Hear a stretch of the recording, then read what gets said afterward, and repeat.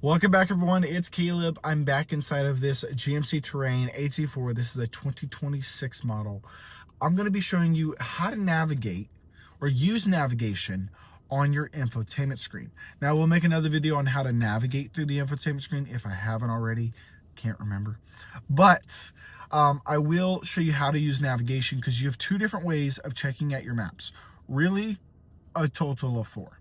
So let's hop in, let me show it to you, and let's get in. First off, you can see that I have everything pulled up already. Now, I've already started the vehicle, so I don't have to go through these little prompts. But when you're on your home screen or on different screens, what you're gonna do is you're gonna find this little waypoint looking piece, application. Now, you can find that on the big screen, or you have it up here at the top.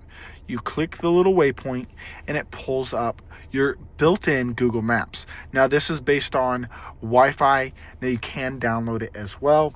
Last I heard. Now, you change this Gates cluster, which I've also made a video on. You can put your Google Maps on here as well, which I really like. I really like this option. Moving back over to the infotainment screen, navigating through this mess of everything. You can do plus or minus. You can change to be able to see. Now, you can even do that with your fingers. But if you want to get a little bit more precise, you can do it just like that. Now, we're going to recenter it where we are at here in Franklin, Tennessee. You have voice for Google. Take me to Daytona, Florida. Let's do that. So it's going to put us a map. It's going to map us to a location, 10 hours away. So you can see that there on this infotainment screen. Now, if you're like me and you don't like the volume, you can click this volume button and mute it. And you can change that for alerts only and unmuted. So depending on what you like, I'm not a big fan of it saying anything. I'm always looking at the screen, it feels like. But then moving over, you have your settings menu. Now, you can always log in with your own Google account. You can see real-time traffic. As you can see, these little orange-yellow pieces do move. Guidance, you can change that a little bit more. You can even play test sound. To adjust the volume of the voice guidance, use your car's volume controls. To adjust the volume of the voice guidance, use your... So just like that, you can see there. Now you have route options. We can do avoid highways, tolls, ferries. Let's avoid highways. Let's see what that does. And let's do tolls as well, because I know there's some tolls in Florida. So it's going to reroute us, and it's taking us a bit further. So let's see how long that makes the trip. 13 hours. So if you didn't want to hop on a single highway, you absolutely can. So let's go ahead and do route options, avoid tolls, see what that does, see how much that actually changes it. Okay, so it's about the same, avoiding tolls, because, you're not on the highway, so of course it is going to avoid tolls. Now let's do route options. Let's do the other way so you can see it there. And it's going to recalculate. Avoiding tolls gives you that nice little message down there. And it cuts it down quite a bit. Now, if you hop back into tolls, route options, and take that off so we don't have to avoid it, you can see here, it's still about the same time. So it doesn't seem like this trip you're hopping on any toll roads. But then moving down, you can do offline maps, which isn't highlighted for whatever reason. You got Privacy Center and About Help. We'll turn traffic back on. Now you can even see this here. You can dive right into where you're at versus clicking it again. You got north up. And then you can see an overview of your entire route. So we can do perspective, so it dives you right in.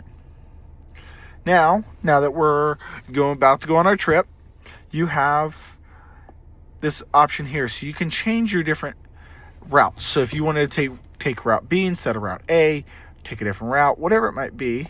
Now we want our quickest route, as most people do on a family road trip. We'll go through Chattanooga instead. Now you can even do search, so you can add additional searches along the route. So if we want to stop for food and find a place to eat where we're at currently, or you can find certain places a little bit further. So you can scroll and you can see how far away they are. Like we've got 6 and we've got all the way up to 9. Well, we've got a lot of different options we can choose from. And it's going to filter everything from close to far.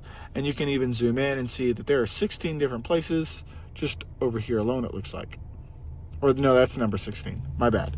But then you can do add stop, and it'll take you there directly without completely deleting your entire route. So you got same for gas stations, grocery shops, and coffee shops. Sorry, someone called me. I apologize. You click into saved, and you can see your different saved routes as well. It helps better if you're logged in, so it keeps your Google account from your cell phone as well. And then you can see here, you add this little waypoint button, and it gives you a nice little overview. And then you can click edit trip, and you can even choose destination additionally after your trip to Daytona Beach. So we go back, go all the way back, and I want to show you one other thing. We're going to move over here to our gauge cluster. So now, because we've got a route selected, you can see it in here where it's going to take us. Now, if I select that other route, and I'm going to show you this in real time. So route options, 51 minutes slower. You can see that it switches us to head towards the highway, this highway instead of the other highway. So you can see all that, and then I click X and I exit from it. It all changes, which is very nice to have. Now there is a more in-depth video on navigation on your GMC Terrain, kind of going through as much as possible. Now, let me show you, can't sign in as guest, oh, okay. So I can't show you this last section because it's in demo mode, but at the top right corner of your screen, you have a little person. That's going to be your login. So you log in with that with your Google account. That'll be how you can save your information or transfer it from device to device or car to car, depending on your versatility with it. Other than that, thank y'all again for watching. I'll see y'all on the next video.